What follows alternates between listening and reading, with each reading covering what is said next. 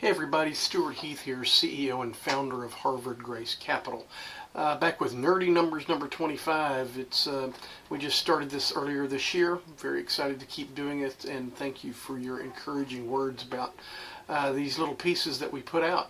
So today I found this article on REITs, and it was interesting that REIT stocks, and a REIT stands for Real Estate Investment Trust.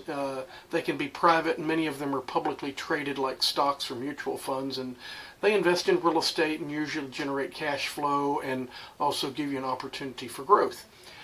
We don't organize as a REIT, and we're going to touch on that because REITs leave on the table a really huge opportunity for investors, and that's the tax benefits. So the tax benefits don't flow through to the REIT owners.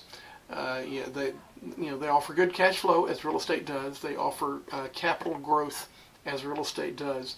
But when you're not participating in a different form, either direct or like a private syndication, you're leaving all of the tax benefits on the table. So the article talks about how REITs are basically trailing 11% behind the S&P 500 this year,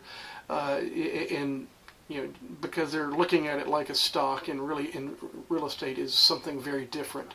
It's real estate is called an alternative investment, although I claim that it's been around since the beginning of time, since God made it.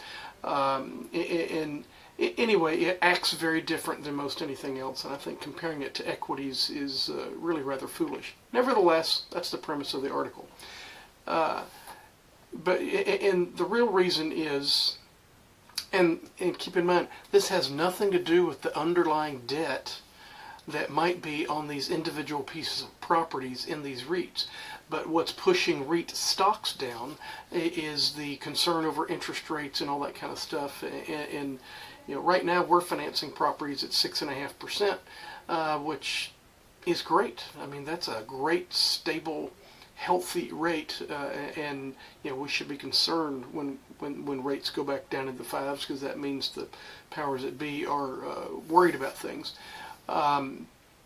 Anyway, my point is, factors outside the control, outside even the specific interests of the real estate inside these REITs, is impacting the value of your investment there, and that just doesn't make any sense.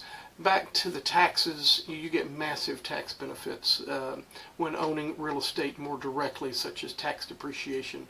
Would love to talk with you about that.